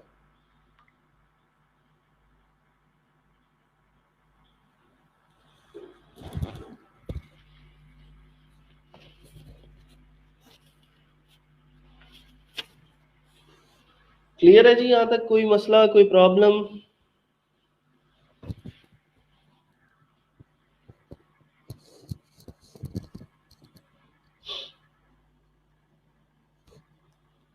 चलिए, गुड। अच्छा, अब उससे अगला जो काम है ये है लाइक ऑपरेटर, और ये बड़ा अच्छा ऑपरेटर है और अक्सर यूज होता है सर्च करने के लिए, डेटा को फेच करने के लिए। वो कहता है जी select static from customers, customers का सारा डेटा लेके आओ, वेयर सिटी लाइक ऑपरेटर का यूज करना है। और यहाँ पे उसने सिंगल कोट्स के अंदर लिखा है एस और उसके बाद लिखा है परसेंटेज। ये जो परसेंटेज है इसका मतलब ये है कि आपने ऐसे कस्टमर्स को लेके आना है जिनका सिटी का जो पहला लेटर है वो एस है और उसके बाद जो मर्जी आए, मतलब सादकाबाद वाले लोग आ जाए। ठीक है, एस से और कौन सा सिटी शुरू होता है, जो भी एस से सिटीज शुरू हो रहे हैं उनको मतलब यही क्यूरी अगर हम अपने यहाँ पे लगाएं तो मैं कहता हूँ जी मुझे उन लोगों का रिकॉर्ड चाहिए जिनका जो नाम है वो एन से शुरू होता है। देखें, दो लोग हैं मेरे पास, तो मैं यहाँ पे लाइक ऑपरेटर यहाँ पे अगर लगाता हूँ तो मैं लिखता हूं जी select static from students where name like. ठीक है, और उसके बाद मैं कहता हूं जी स्टार्ट में एन और उसके बाद परसेंटेज के बाद में जो मर्जी आए, हमें उससे कोई सरोकार नहीं है। इसको जरा मैं बड़ा करके दिखा रहा हूँ, देख लें। Select static from students where name like के इसके जैसा नाम चाहिए। कैसा नाम? के स्टार्ट में एन हो और उसके बाद परसेंटेज। परसेंटेज का मतलब ये कि कुछ भी हो उसके बाद। ठीक है सर, आप रूल्स के अगेंस्ट चल रहे हैं, मेरी आईडी किसी और को असाइन नहीं हो सकती। लेकिन आईडी तो साइन नहीं हो सकती, लेकिन आपको अपडेट किया जा सकता है। मैंने बताया था मैं कुछ भी कर सकता हूँ, मैं एक क्लिक से आपका जेंडर भी चेंज कर सकता हूँ, मुझे किसी सर्जरी की जरूरत नहीं है। ठीक है, अच्छा जी, वेयर नेम नहीं है, स्टूडेंट नेम है। ये अक्सर मैं भूल जाता हूँ, तो इसको जरा याद रखना है, स्टूडेंट नेम। ठीक है, स्टूडेंट अंडरस्कोर नेम। मैंने इसको गो किया, ये ले जी, अब मेरे पास जो रिकॉर्ड आए ये वो लोग हैं जिनका नाम जो है वो एन से शुरू हो रहा है। ठीक है, इस तरह के ना रेस्टोरेंट्स के ऊपर जाएं तो उन लोगों ने इस तरह की डील्स रखी होती हैं कि जी आपका नाम अगर एस से शुरू होता है तो हम आपको इतने परसेंट डिस्काउंट देते हैं। तो वो इस तरह जो है वो आप लोग अपने क्यूरीज लगा सकते हैं और इस तरह की चीजें जो है आप लोग खुद से फाइंड आउट कर सकते हैं। यहाँ तक बातें क्लियर है? कोई मुश्किल? Select static from students where student name like N percentage. Sir इतना जुल्म? हाँ जी। मेरा अभी सिर्फ एक रूप देखा है आपने और वो अच्छा वाला रूप है। ठीक है, दूसरा रूप नहीं देखा। तो सिटी लाइक एस परसेंटेज। इसी तरह अगर मैं परसेंटेज स्टार्ट में लिख दूं, एस को लास्ट पे लिख दूं, इसका मतलब ये होगा कि मुझे वो लोग चाहिए जिनका नाम एंड एस पे होता है। ठीक है, तो इसी तरह की कोई और एग्जांपल ले लेते हैं। जैसे यहाँ पे लास्ट पे क्या क्या आ रहा है? लास्ट पे सारे अलग अलग ही हैं, कोई सेम नहीं है। चलो, नहीं तो ना सही। ठीक है, एक और नहीं तो रिकॉर्ड एंटर कर लेते हैं और उसको हम जो है वो मैनेज कर लेते हैं। Select static from students where student name like A और आगे परसेंटेज। ठीक है, तो ये चीजें इस तरह मैनेज की जा सकती हैं। लाइक ऑपरेटर हो गया हमारा, फिर उसके बाद आगे क्या है वो देख लें।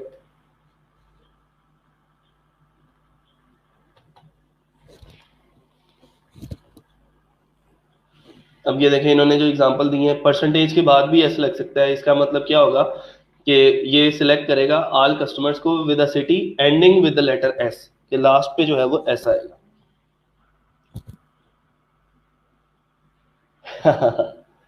ठीक है। हाँ जी, अल्हम्दुलिल्लाह, I have two faces. Select asterisk from customers where city like percentage S. अच्छा, फिर उसके बाद ये परसेंटेज दोनों साइड्स पे भी लग सकता है। देखें, मैं अगर कह रहा हूं कि मुझे वो लोग चाहिए जिन जिन लोगों के नाम के अंदर एम आता है, ठीक है, तो देखें जरा, एम इसमें भी आ रहा है, इसमें नहीं आ रहा, इसमें एम है, इसमें एम है, इसमें एम है, इसमें नहीं है। तो उसके लिए मैं क्या क्वेरी लिखूंगा, एसक्यूएल के अंदर जाऊंगा, ठीक है, और मैं लिखूंगा कि select static from students where name, यार नेम नहीं है, student name, student underscore name like. अब इज इक्वल टू लिखने की जरूरत नहीं है, अब लाइक लिखना है, ठीक है। लाइक लिखना है जब तो सिंगल कोट्स के अंदर मैं लिखता हूँ परसेंटेजेस दो, और उसके अंदर उनके दरमियान में मैं लिख देता हूँ एम, कि जी एम आना चाहिए, ठीक है। तो ये जरा गौर से देख लें, इसको बड़ा करके दिखा रहा हूँ। तो select static from students where student name like percentage M, फिर परसेंटेज के दरमियान में भी आ सकता है एम, स्टार्ट में भी आ सकता है, एंड पे भी आ सकता है, जिस जिसके नाम के अंदर एम आ रहा है तो उसको लेके आना है आपने, ठीक है। तो मैं इसको जरा गो कर दूं चेक करने के लिए, तो देखते हैं क्या बनता है। तो ये मेरे पास 4 रिकॉर्ड्स आ गए हैं, एम, एम, इसमें भी एम और इसमें भी एम। लें जी, तो ये इस तरह जो है आप लोग इनको मैनेज कर सकते हैं, इन चीज़ों को अपनी मर्जी से। लाइक ऑपरेटर बहुत इंपॉर्टेंट है। जैसे इन्होंने एग्जांपल दी कि मुझे वो लोग चाहिए जिनके कंट्री के अंदर लैंड आता है, स्टार्ट में आ जाए, एंड पे आ जाए, जैसे इंग्लैंड है, स्कॉटलैंड है, नेदरलैंड है, ठीक है, ये सारे के सारे आ जाए। Where city, where country not like land, तो जिसके अंदर लैंड आता है उनको निकाल दो, बाकी ले आओ। जैसे पाकिस्तान है, इंडिया है, चाइना है, इनके कंट्री नेम के अंदर लैंड नहीं आता, ठीक है। इस तरह के कुछ वाइल्ड कार्ड कैरेक्टर्स हैं, उनको भी हम जो है वो पढ़ लेते हैं। सबसे पहले तो है अंडरस्कोर, ठीक है। अंडरस्कोर हम वहां पे लगाते हैं, मैं यहाँ पे मुझे 2 रिकॉर्ड्स जो है वो इंसर्ट कर लेने दें, फिर उसकी एग्जांपल जो है वो आपको ठीक से समझ आ जाए। कितने रिकॉर्ड्स हैं ऑलरेडी हमारे पास? 6 हैं, हाँ जी, 6 तक है हमारे पास।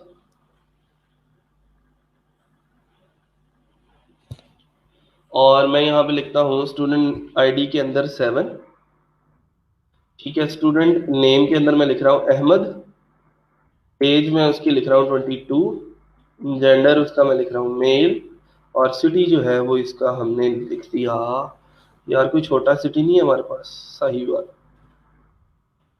लो जी, इसको मैंने गो किया। अच्छा, एक और रो इंसर्ट की यहाँ से, और मैंने यहाँ पे लिख दिया उसको एज, उसका मैंने नाम लिख दिया AHMED, अहमद। एज जो है वो मैंने उसकी लिख दी 23, जेंडर उसका भी मेल ही है, और जो उसका सिटी है वो है जी कराची।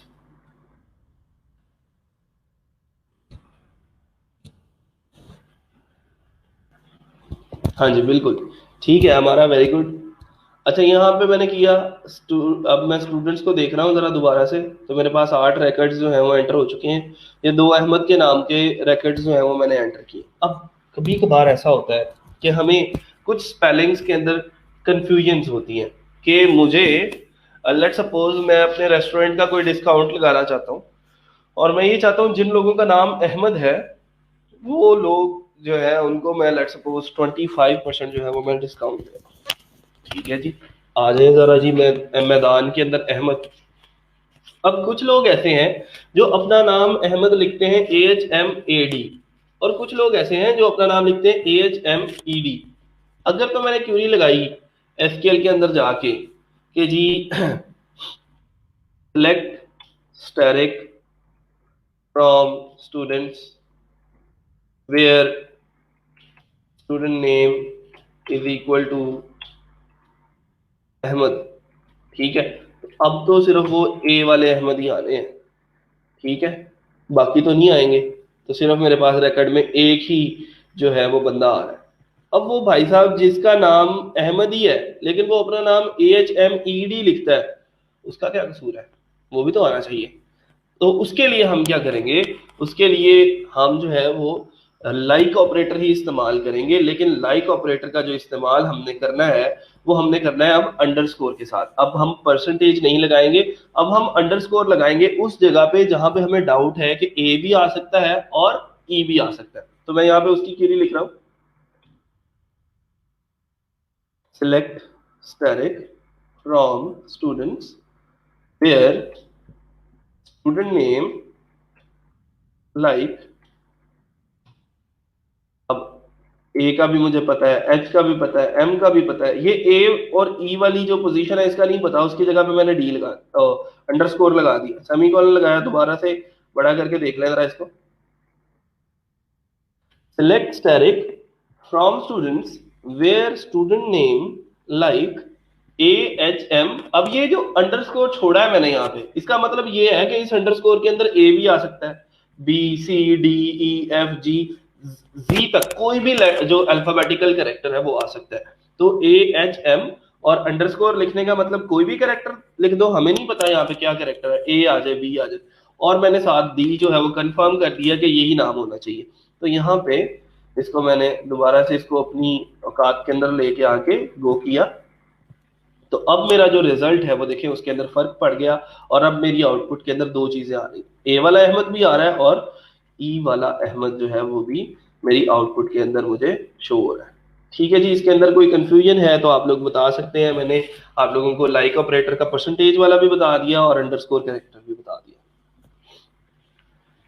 हाँ जी बिल्कुल ठीक है। कोई प्रॉब्लम, कोई कोई मसला मसाइल हैं तो बताएं यहाँ तक। सब लोगों की कंफर्मेशन चाहिए मुझे, क्लियर है? सब लोगों को क्लियर है? Very good. अम्मारा, नवाबजादा साहब, शाहजेब साहब, साथ साथ जो लोग क्यूरी लगाते जा रहे हैं इन्हीं को ये याद रहनी है, बाद में ये क्यूरीज भूल जानी है उन लोगों को जिन्होंने इसकी प्रैक्टिस नहीं करनी।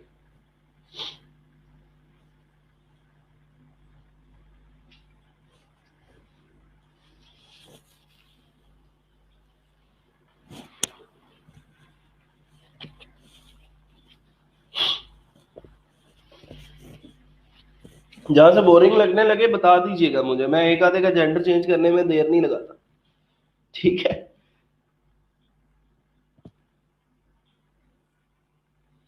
Sir at the end test से रिलेटेड भी थोड़ा सा गाइड कर दें। टेस्ट कौन सा टेस्ट? अच्छा वो ई रोजगार का।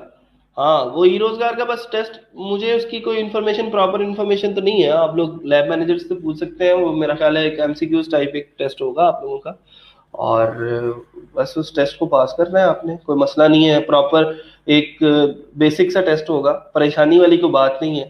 ठीक है, तो उसको सर पे सवार ना करें, बस ये है कि जो भी आपके पास इंफॉर्मेशन है उसको यूज करें और वो टेस्ट पास करें बस। Select static from student where student name like, ठीक है गुड। MCQs टाइप ही होगा मेरा ख्याल है, फॉर्म ही होता है, उसके अलावा तो और कुछ नहीं होता, एक फॉर्म ही फिल करना होता है। ठीक है, सही है जी।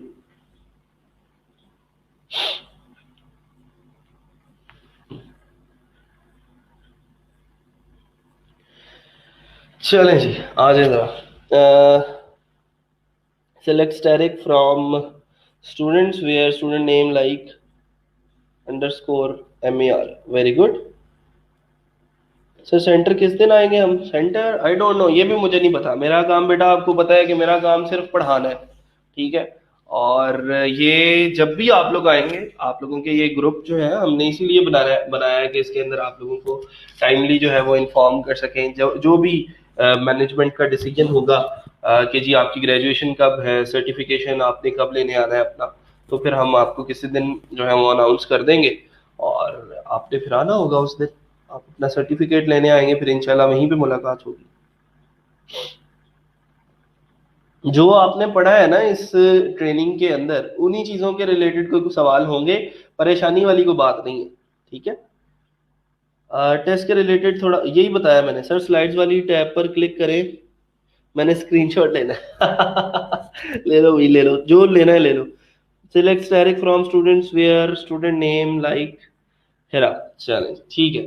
आ जाए जरा जी, यहाँ पे हमने बर्लिन करना था, बी की जगह छोड़ दी, हमें नहीं पता उसका नाम बर्लिन है कि परलिन है, ठीक है, तो हम उसको उसकी उसकी जगह पे एक अंडरस्कोर लगा देंगे, ठीक है। फिर उसके बाद select static from customers where city like, तो ये आई थिंक सो लंदन बनेगा, LONDON लंदन, ठीक है।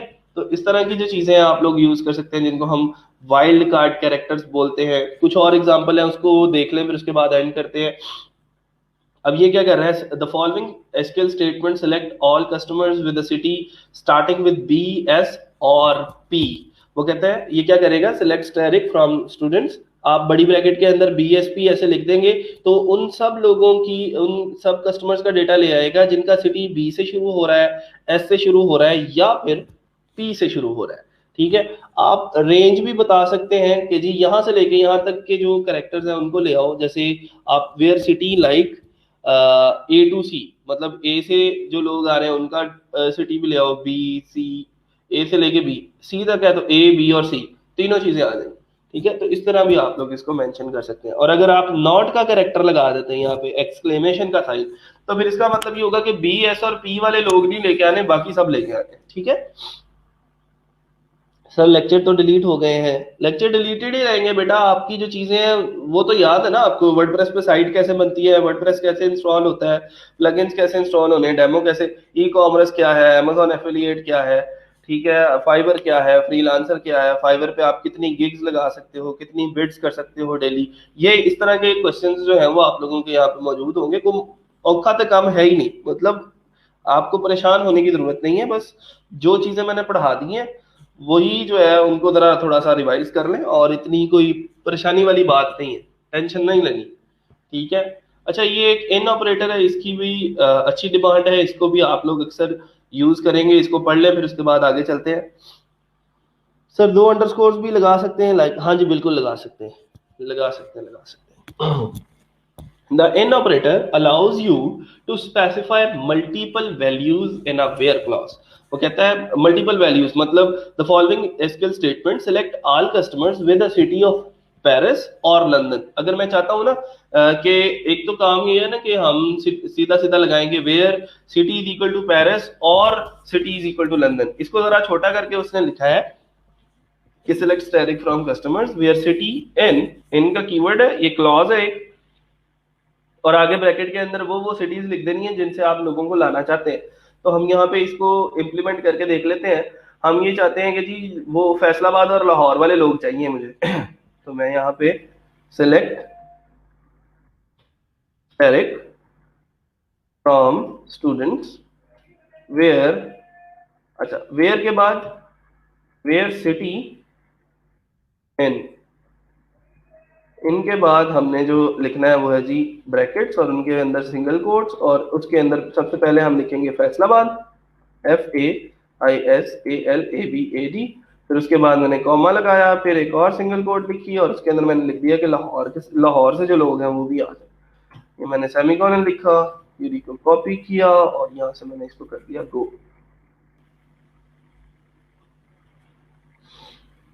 तो ये लें जी, अब उस सिटी के ऊपर एक तो ब्राउन कलर का रंग भी लगा हुआ है, आप लोगों को याद है, और लाहौर फैसलाबाद सिर्फ यही दो लोग, दो सिटीज के जो लोग हैं वो मेरे पास आ रहे हैं, बाकी उसने साहिवाल से, कराची से या इस्लामाबाद से जो लोग थे उनको निकाल दिया। हाँ जी, यहां तक बातें कंप्लीट। बिटवीन ऑपरेटर है, इनके बाद ये भी एक अच्छा ऑपरेटर है और बार बार यूज होगा। बिटवीन ऑपरेटर जो है वो यूज होता है रेंज बताने के लिए, ठीक है, कि मतलब मैं ये जानना चाहता हूं कि वो कौन से लोग हैं जिन्होंने जो परचेजिंग की है, उनका जो प्राइस है प्रोडक्ट की वो जी 6,000 से लेके 10,000 तक है। अब जो लोग डेली 6,000 से 10,000 की प्रोडक्ट जो है वो खरीद रहे हैं, इसका मतलब उनकी जो अफोर्डिंग पावर है वो अच्छी है, मैं उनको महंगी प्रोडक्ट्स बेच सकता हूँ, ठीक है, तो इस तरह के ऑर्गेनाइजेशनल एनालिसिस निकाल के हम उनकी ईमेल्स फेच करके उनको एक एक ईमेल भेज सकते हैं कि भाई साहब ये प्रोडक्ट हमारे स्टोर में नहीं आई है, इसको पकड़े जरा, इसको देखें, आपके मुताबिक है तो आप लोग इसको यूज कर लें। ठीक है, तो between select asterisk from products beware price between 10 and 20। तो आप लोग अगर इसको एज के ऊपर लगाना चाहते हैं तो बिल्कुल लगा सकते हैं। जैसे मैं स्टूडेंट्स के अंदर जाता हूँ और एज का जो कॉलम है, मैं चाहता हूं कि मुझे वो लोग चाहिए जिनकी उम्र जो है वो 20 से लेके 24 साल तक की है। तो मैं यहाँ पे लिखूंगा एसक्यूएल के अंदर select asterisk from students where age between. ठीक है, बिटवीन के बाद हमने वो एजेस की रेंज बतानी। मैं कहता हूँ जी इसको मैं कह देता हूँ 22 से 22 एंड 25, लेट्स सपोज। मैंने सेमीकोलन लगाया। अब क्योंकि इंटीजर्स के साथ डील कर रहे हैं ना, तो फिर यहाँ पे इंटीजर्स के साथ डील करते हुए हमें कोट्स लगाने की जरूरत नहीं है।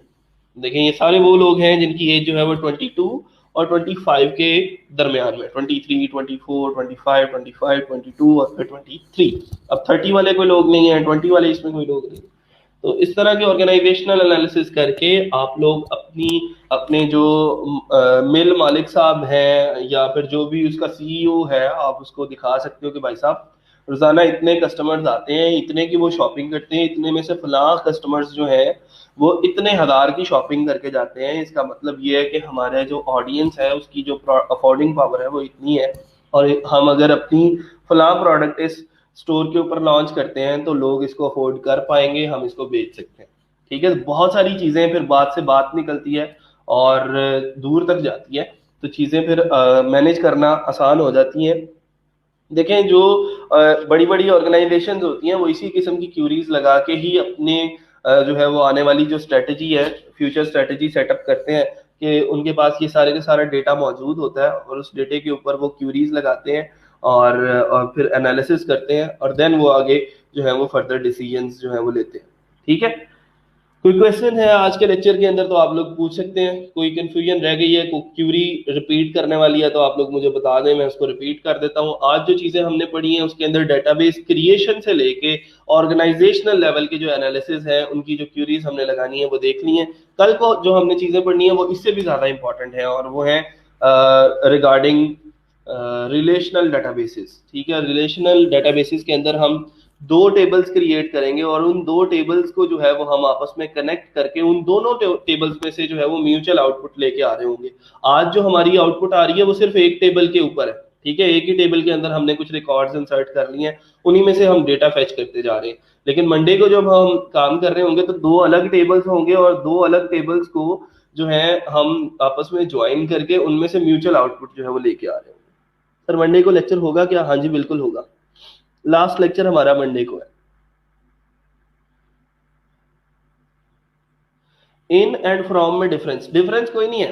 देखो, मैं आपको बता रहा हूँ ना कि यही क्यूरी जो मैंने अभी लगाई कि लाहौर और फैसलाबाद के लोगों को लेके आना है, मैं उनको अगर ऐसे लेके आता हूँ तो वो थोड़ी सी क्यूरी लंबी हो जाती है। बस क्यूरी को लंबा करने से बचाने के लिए हमने इन ऑपरेटर का इस्तेमाल किया। जैसे मैंने यहाँ पे लिखा select asterisk from students where city is equal to, ठीक है, फैसलाबाद,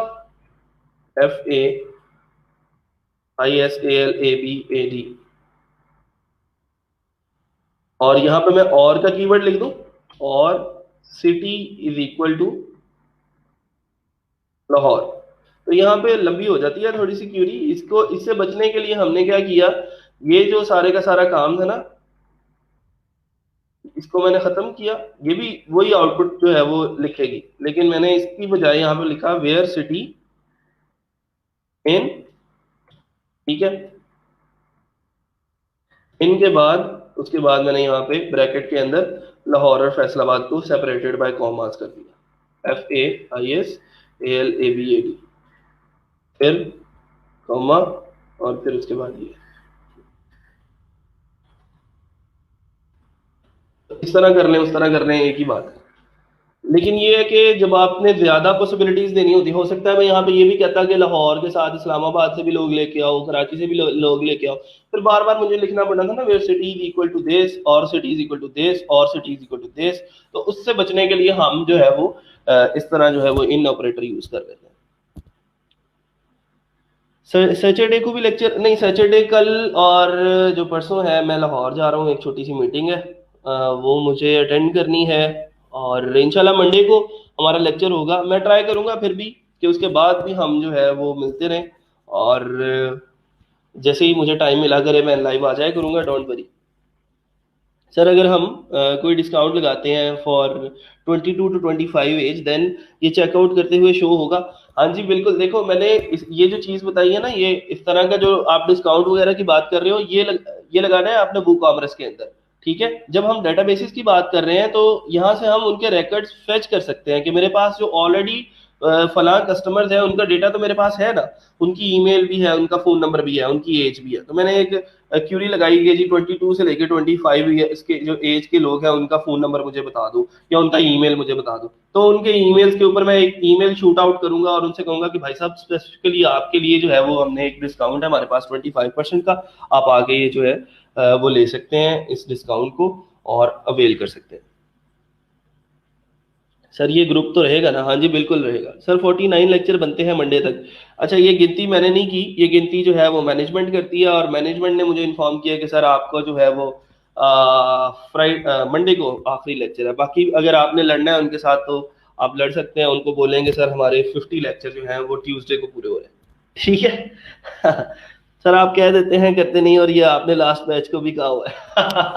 बिल्कुल कहा हुआ है, लेकिन इंशाल्लाह अब मैं बहुत टाइम निकाल रहा हूँ अपने लिए और स्टूडेंट्स के लिए, और इंशाल्लाह इंशाल्लाह ज़रूर मैं कोशिश किया करूंगा कि जब भी टाइम मिले मैं आप लोगों के ग्रुप में भी लाइव आ जाया करूंगा। सर टेस्ट पैटर्न भी बता दें, एमसीक्यूज या फिर क्वेश्चन आंसर के थ्रू टेस्ट होगा? यार ये कंफर्म मुझे यही है कि आई थिंक सो कि एमसीक्यूज ही होंगे, लेकिन अगर हो भी शॉर्ट क्वेश्चन थोड़े बहुत तो आप लोगों को अगर लिखना पड़े भी तो आप लोग लिख लेना यार, इसमें कोई मसला तो नहीं है। जैसे आप कोई शॉर्ट क्वेश्चन दिया हुआ होता है कि जी बताएंगे हमारे जो है वो गिग्स जो है वो कितनी है, तो हो सकता है उसके एमसीक्यूज दिए हो सकता है आपने वहां पे लिखना हो कि जी 7 जो है हम लगा सकते हैं, या फिर उन्होंने लिखा हो कि लेवल 1 होने के लिए क्या रिक्वायरमेंट्स है, तो फिर वो रिक्वायरमेंट्स आपको लिखनी पड़ेंगी। ठीक है, चलें जी, आज के लिए इतना ही। इंशाल्लाह मुलाकात होगी मंडे को, और अपना और अपने बच्चों का ख्याल रखिएगा, मुझे दुआओं में याद रखिएगा। अल्लाह हाफिज।